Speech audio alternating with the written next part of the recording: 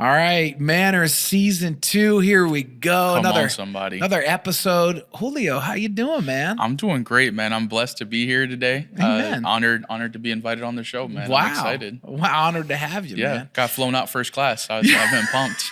Yeah, you did, all the way from Bridesburg to Port Richmond. Yeah, man. It's actually a longer commute than you might think. We picked you up in a black car, you know? Yeah, man. It was top quality service, man. I had some Block Church, coffee ready for me when I walked in. You know what's funny is one time, you remember the train wreck that happened in Port Richmond several years ago? Yes. Well, several news stations, because we were down there giving out towels and whatever, and several news stations actually reached out to me, found my information somehow, and then they put me on like national news. They're like, so when the news station we went on, they're like, would you like us to send a car? I was like, and it's like 5 minutes away, but I was like, when is this going to happen again? Yeah, send me the car. Yeah. That's hilarious, man. Yeah, so they sent me a car. I rolled up to the site, in a nice black vehicle. Come on, somebody. It was like Uber XXX or something. You know what Pastor Xavier says? If it's free, take two. I would have got to ride back home too. Yeah, they waited for me. Oh, good.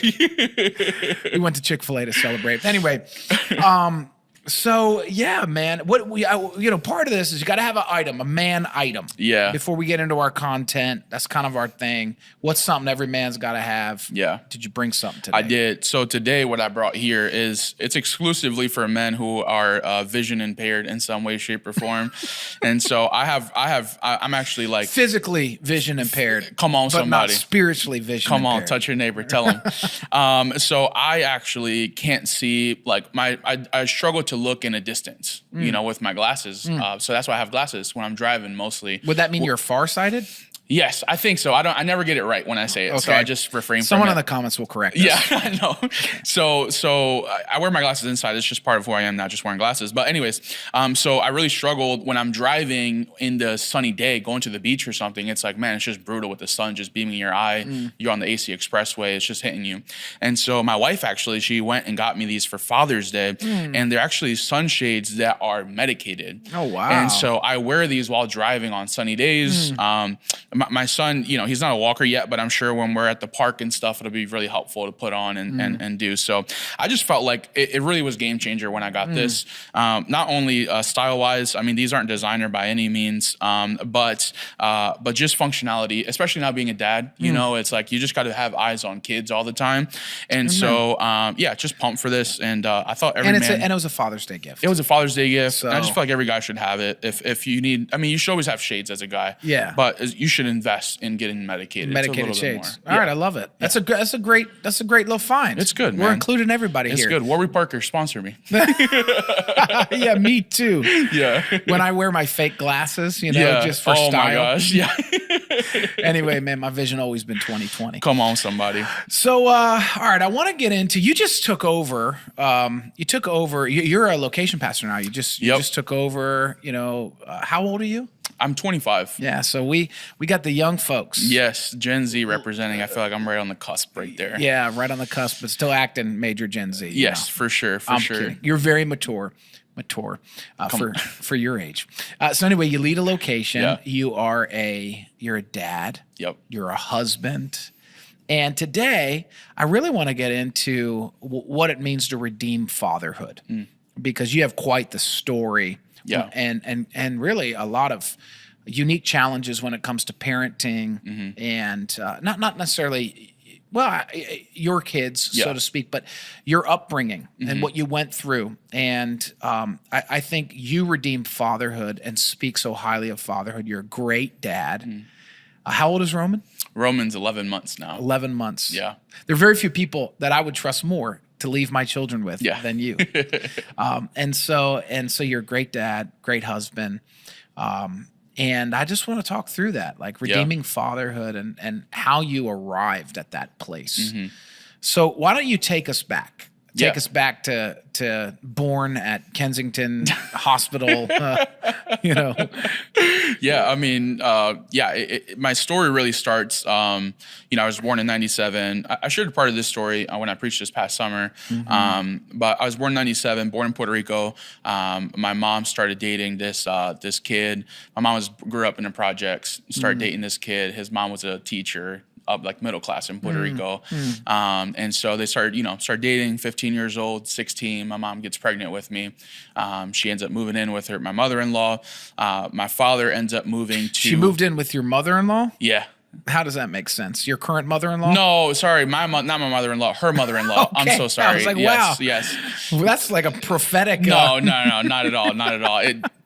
So she moves in with him. Anyways, he moves to New York City and tries to find a job. At that point in the 90s, people are moving to New York City trying to find jobs, whatever. Long story short, he ends up starting a new family, ditches us, just leaves us in the dirt. Starts a new family in New York City. Exactly. And you're still in Puerto Rico. I'm still in Puerto Rico. And so, but I come to know this all in my later years. Long story short, my mom ends up moving to Philly. She remarries, starts having kids. I grew up with this guy who was my stepdad, but I didn't get to know my biological father until I was 12 years old. And so I went to Puerto Rico one summer, and my mom starts introducing me to this guy who like has the same name as me, looks like me. It was kind of weird. But doesn't tell you who he is? Doesn't tell me who he is for like a week. And so I'm just thinking like, man, this is just so weird. She just keeps introducing him as a friend. How old were you? I was like 12, I think, or like 11, something like that. And so anyways, by the end of the week, I'm like, I just knew. I was like, that's my dad. Like I just, you know what I mean? I just knew it. And so anyways. You didn't have your medicated sunglasses back then. No, It took you I a little didn't. longer to... I didn't. It took you a little longer to see. I know, man. So I get to know him. It means nothing, man. I met him. I came back to Philly. Life just remained as normal. And just a quick pause. When your mother moved here, your pops is still in New York City, or he's... Yeah, from what I can recall, yeah, that's there. But I mean, not some reliable sources. Yeah, right. You know what I mean? Right. As But much she as I moves... know. Where in Philly does she move? She moves to North Philly. So North she moves Philly. in when my aunt lives on 2nd in Allegheny. You so want to she give moves our there. non-Philadelphia people a little context for North Philly? Yeah, and for sure. Kansas City? North Philly, we call it Badlands. It's really infested with crime and just drug dealing and drug abuse. And right now it's kind of turned into like the opioid, headquarters. The headquarters of opioid disease. Just people could epidemic. YouTube Kensington. Yeah, just YouTube Kensington, Philadelphia. Oh my gosh. Don't watch it with your kids. Yeah, don't. But there's multiple people that watch it and stuff. But our original location for the block church is really right next to Kensington. Yeah. You always used to joke that our church was called Badlands Community Church. Badlands Community Church. That's what I would always call the block. But so that's where I grew up. And I grew up with a stepfather. He ends up actually getting in prison in 2003. And so he was in prison for like 8 years. And so for 8 years, my mom was a single mom, just kind of raising us the best as she could, in and out of relationships, a lot of domestic violence in the midst of that. And so growing up, really, I just never had that like stable father figure, if you will. Later in my teen years. What would life be like in North Philly? Having brothers and sisters. Yeah. And in and out with different men. What did you experience? Violence? Did you? How did you manage that emotionally? Talk to us a little bit about it. Yeah, absolutely. So for context, I was the oldest of 5 that lived with us. So I had 4 younger siblings under me. And a little row house in Kensington. Yeah, basically. Yeah. So we're just, just trying to survive, dude, on food stamps, trying to get the bills paid, every month. Some months gets cut off, you know what I mean? Living without electricity, living without water, just trying to make things happen, you know? Growing up in that, there's this pressure for you to just provide, and like it's kind of like that father instinct kicks in the best way that like no 10-year-old should have to feel that, like growing up and having to turn that instinct on that early. But there is a DNA within all men to be some sort of father. Now what environment that gets turned in on, and that kind of snaps on really determines things. But for me at even 10, like I just remember like just caring. My mom would work from 7, to 9 at night. And so I would, get the kids ready for school, making sure that they're fed when they come back from school, making sure their homework is done, and just caring for every single aspect of their life in regards to that. And I just started building that as best as I could. Looking back, obviously it's like so unhealthy for somebody that young to really have that. For sure. But it really shows the DNA of fatherhood in all men, even if you aren't biological fathers, if you will. There's an internal ability in innate nature to cover, protect, fight for. Yeah.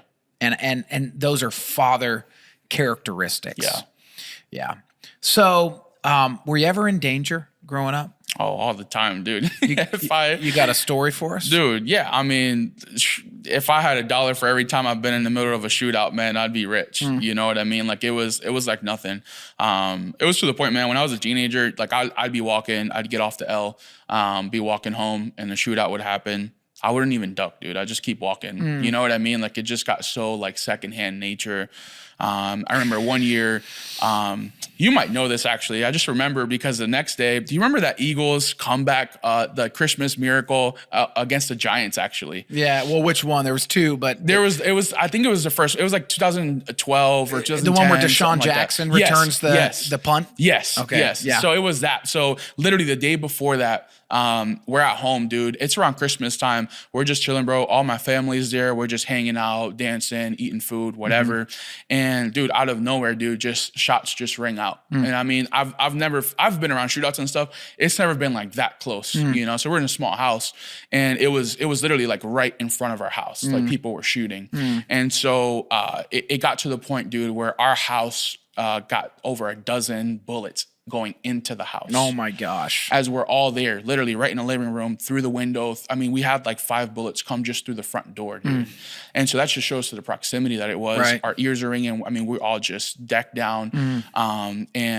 Dude, we opened, you know, just like, what do you do after the gunshots end? Like, do you stand up? Do you call the cops? Like, what do you do? Yeah. And you just hear people outside, like, just help, please call 911. I'm hurt. I'm hit. You know what I mean? And so, you know, I don't want to get too graphic, but you know, stuff like this that was life. Like, this is life, dude. It was like a regular occurrence for me to just walk out, you know, and see somebody just done. You know, I've seen some of my friends right in front of me, dude, like have their life taken in front of me. I've seen people just overdose, you know what I mean? And walk by. I remember walking by people in Kensington and thinking like, man, I hope they're alive. And the next morning, like the cops are there, you know what I mean? And it's like, you know, body covered. And I'm like, oh, wow. Like I walked past somebody that overdosed last night. And growing up like this, I mean, it probably does a number on your mental health. For sure. And your belief in humanity. Yeah. Or desire to live. Absolutely.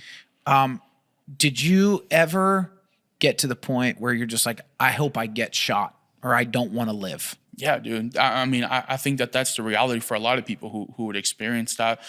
Mind you, at this point, like no one in my family is like saved. Like we don't even know who Jesus is. I think a lot of people assume like, oh, if you're a pastor, you must have been growing up in the faith or something.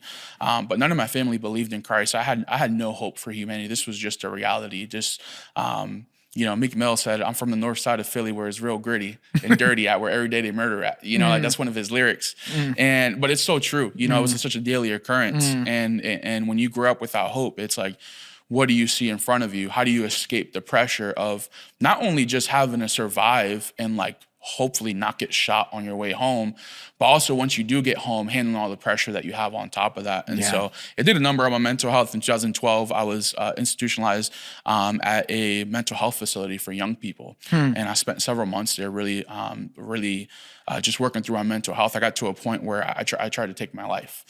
And I truly believe that God like saved me that night. And like he really had his hand over me. It makes no sense that like I was alive. And to pause there for a second, you know, if anyone watching this is suicidal, or dealing with that, and I think you're a great example that fight to live. Yeah. Because hope is on the other side. There is, man. It is on the other side. And yeah, if you're ever there, I mean, the suicide hotline is there.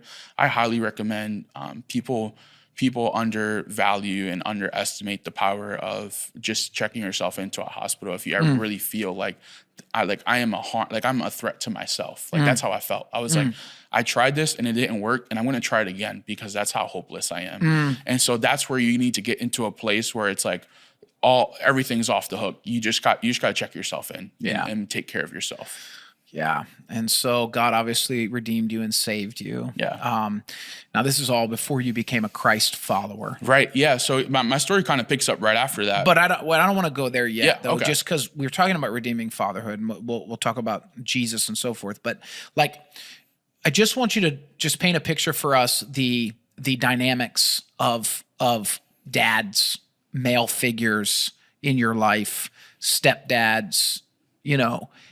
How are you processing through this, and what did you think about dads, fathers? For sure. The only guys that I really had in my life was this stepdad that I had, which later he said, "You're not my son. Like, I kind of disown you," type deal. My dad, my biological father, who left me and wanted nothing to do with me. My mom's boyfriends who came in, cared nothing about us. Would use us as punching bags essentially. And so my idea of men and authority was, there's no one does it right. That was kind of the narrative that I just played in my mind all the time. Was if there's a guy who's older than me and tries to get into my life or try to speak into it, they don't know what I've been through. They don't know where I've been at, and so therefore I can't grant them access because they don't have the same life experience as I do. And very few people I have met over the course of my 25 years who do have similar life experiences as me, but are also doing it right. There's very few people that can kind of tap into both. And would you say that plays out into not trusting government, not trusting police, dude. not trusting, teachers or North Philly, you don't trust nobody, man. Like it's the spirit of our city. You know what I mean? I think so. Essentially, that's really what it boils down to.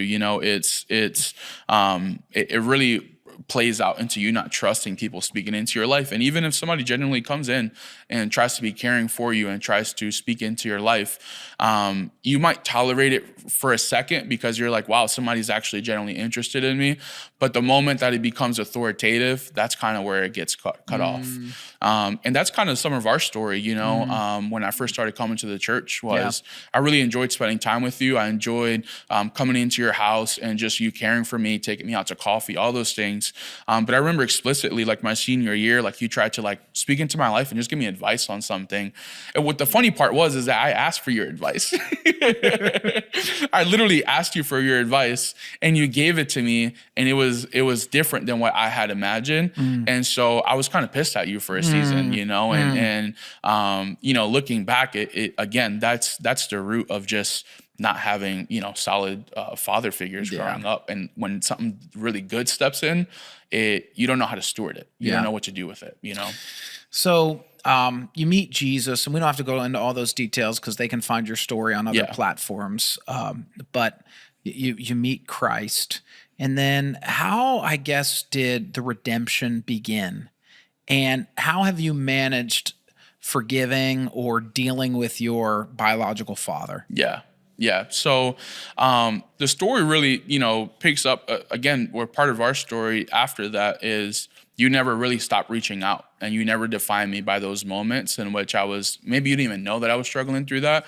But that you never let that take away from you. You know what I mean? And so having a father figure that's consistently there and reaching out and wanting to speak into your life really showed me, hey, there's some work that I need to do clearly if somebody's being so forgiving of how I'm behaving. And so it really was at the church that I really was able to deal with these things. And all the men that got to speak into my life after that were men of God who were serving and putting Jesus first. And they might have not had a lot to provide for me financially, but just in wisdom, I was so rich in that season, and just getting wisdom from all these men. Wow. I'm still working on forgiving you for the season you lived with me and the 37-minute showers every day, but God's working on me. It was a time. No, I mean, I love what you said. You come into Christ, but just because we come into Jesus doesn't mean that we don't bring a lot of baggage. Absolutely. Being a new creation, it's a heart thing. It's a mind thing. It's a body thing. It encompasses all of us, but there are still things in our bones. Yeah. There's still some bags we bring to the cross. Absolutely. And for some, it just takes a long time to you've been doing something for 10, 15, 30, 40 years, it just doesn't, not for everybody. There's not a deliverance period overnight or a freedom period overnight. Right. It's work. Yeah. It's the faith aspect. It's surrender. You've come to church, you've come to Jesus, you have an encounter with God, you start going to the block church when we start, which, by the way, you're our youngest leader we ever had, It's true. Leading our ushers team or something, which is amazing. And now, like, our youngest location pastor, which I feel so proud of you. But, you come into Jesus, and then you've got all this baggage, so you start doing some of the work. And what happens, with your biological father? Because there were some interactions there. Yeah. So when I first gave my life to Christ, I felt like the first thing I had to do was forgive my father. Like when I really came to a forgiveness of who Jesus was, God called me into that, and He said, "You need to forgive him." And so that was January. Mind you, I'm 15 years old at this point. Like I'm out on, like I'm living on my own. Part of my story is just I was homeless for a good chunk of my teenage years, and so I'm hopping from house to house. But God says you need to forgive your father. For 6 months, I save up money to buy a plane ticket to go to Puerto Rico at 15. Wow. And I end up going I ended up surprising him for Father's Day that year. And I just felt like God was, this is how undeserving you are of my forgiveness, that I would show up to you in the area where you suck at the most, and I'm still going to show up for you. And I just remember doing that, and it was easier said than done, because when I got there, I mean, it was an emotional roller coaster, as you can imagine. Yeah. But to see my father, his initial reaction, it wasn't joy, it wasn't happiness. The first thing that hit him was shame. Of course. When I first saw him. Of course. And it was really powerful to speak affirmations over him, and say, "Hey, I'm not mad at you. I'm not angry at you. I forgive you for all that you've done. And even if you did nothing from this day forward, it doesn't change the way that it doesn't change the fact that I have forgiven you." And that was I mean, that was really freeing, dude. So much. I mean, so much. I didn't know how to fully process it at that age. Yeah, of course. But as the years go on, and I look back, and I'm like, oh my gosh, like that's kind of wild. Like, God, you called me to do that at 15 and go fly somewhere. You know what I mean? By myself, and make arrangements and all this stuff to go. Like, it's not easy to go from the north end of the island to the south end, and somehow I managed it. You know what I mean? It's just wild, dude. Yeah, we went on a trip to Puerto Rico. I didn't drive the whole time because I didn't know where I was going and trying to, it actually takes a while, man. It's a small island, but it takes a while driving places, sure. Man. Yeah. But I just think it's so powerful what you're saying, because we underestimate that God can speak to and use even a teenager. Yeah. So here you are, you've come into Christ, got all this baggage, God speaks to you. You obey with this childlike faith. You save up your money for 6 months. And now at 15 years old, God's using you like you're 35 years old. And what I commend is that you weren't going to wait 20 years to deal with it. Right. You're like, hey, I got to address this in my life, or I'm not gonna move on. So would you say that dealing with your pops, and it's been ongoing, right? For sure. It's a process. I mean, it's all that. And I've learned how to have boundaries even in the midst of all this that's going on, right? Like my father, like there's certain boundaries that we have that he just doesn't cross anymore because I've set them in place. Can you give me an example? Yeah, obviously, one thing being, my parents financially just aren't where they're supposed to be at. I mean, he's never really held a job for more than a couple months, And so one thing is, like, when I was younger, dude, like at the end of that trip, for example, he drops me off at the airport, and he knows my mom, I had some extra like cash to spend, you know, had like 40 or 60 bucks left, you know, to my name, just flying back to Philly. Yeah. And he's like, hey man, like, can you let me hold something? You know what I mean? Can I have the rest of your money? You know what I mean? I remember giving that to him. And like later like a year later, 2 years later, I look back and I'm like, man, that's just so dirty, man. Like I just like, and it's just like, then, that anger, that the flesh starts to get again. And I'm like, all right, I'm just got to forgive him for that. But that's the last time that he's going to rob from me. Yeah. You know what I mean? Or take from me. That's a good example of grace and forgiveness extended does not mean I can be used. Absolutely not. Yeah. Or I've got to have healthy boundaries. Absolutely. And I listen to the voice of God. What if God drops it in me to go go bless. And he That's could, different. Yeah, absolutely. And he could. But I know for me, it's like, hey, I'm gonna do this because now I'm enabling your sin patterns. Yeah. And that's not okay. Yeah. You know, and so just small boundaries like that. So good. You know what I mean?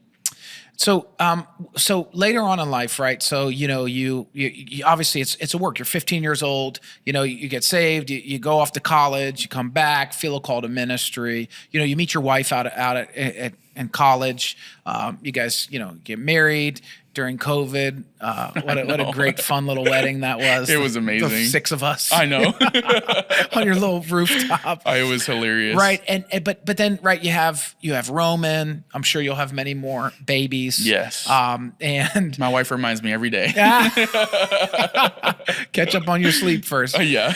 And then so then like you have this thing that happens. So it was probably before Roman, right? Yeah. And I love your wife for this because she said yes. Mm-hmm. She's such a great wife. Yeah. She's a great partner. Yep. But you end up having to take your sister. Yes. Can you hit that shortly? Yeah. So fast forward, this is January of 2020. My mom, she's still a single mom. Yeah. She's kind of remained that way. I mean, dating in and out and stuff, but she gets into altercation with my sister. My mom has mental health issues. She has some things that she's working with. And which again, I want to be clear. My mom attends my church. Yeah. Which is really pourpowerful. Your location. My location. Whose church is it? That's hilarious. But she attends, and so I say this with grace. Yeah, and I'm not for defining that, in that. Yeah. But she gets an altercation. My sister gets into child protective services. Both of my sisters actually, 17, and my other one was like 12 at the time. Yeah. And so I just get this call in the middle of the night, or middle of the day. I was at work, and they're like, "Hey, we got your sisters here. We need somebody to come. Are you able to take care of them? Otherwise, we're gonna put them in foster care." And so I call Eliza, who we're just dating at the time. Like, we weren't even married, dude. I said, "Hey, wow, I need okay. you to go and like pick up my sisters downtown," and which is just crazy, man. Like, it was no thing. She was like, "Yeah, of course." She goes down, picks them up. Long story short, that begins. It's been 3 years now since we've had my sister living with me, fostering her and then adopting her into our family. And so essentially that kind of started. So that was January 2020. My wife and I get engaged February 2020, get married April 2020. And here comes my wife, our first, kind of thing as a married couple is, hey, we got 2 kids now. We got a 17-year-old and a 12-year-old, and who's also are going through traumatic things and processing that the best that they can. And so it's kind of been part of our story. My sister, who was 17, she turned 18, ends up moving out, gets a job, kind of gets on her feet and does her thing. And then my youngest sister, she's now a freshman. Dude, she's grown so much in the last 2 years. She loves Jesus. Yeah. She serves in our kids ministry faithfully. Good. So good. She goes to youth group, invites people to youth group. Man, it's been really awesome to have that over the last 3 years. So that's really like fatherhood happened as a kid growing up, and then like real like, hey, you got to be financially responsible for somebody in every single way, shape, and form.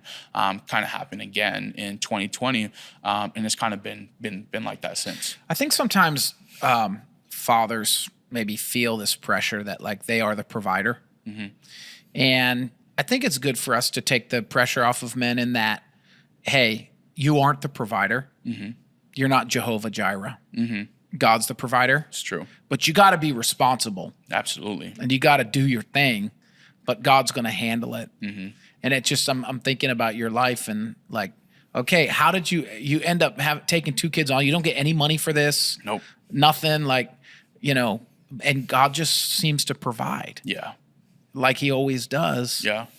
Because I think what God's trying to get inside all of us is an understanding of fatherhood and how he needed to redeem fatherhood for you was to just remind you that he made you to be a father and a good one. Yeah. And I don't know if there's anything as we lay in the plane, you want to just speak to men, or remind us about how God can redeem fatherhood or some advice about how important it is that we view God as a good dad. Yeah.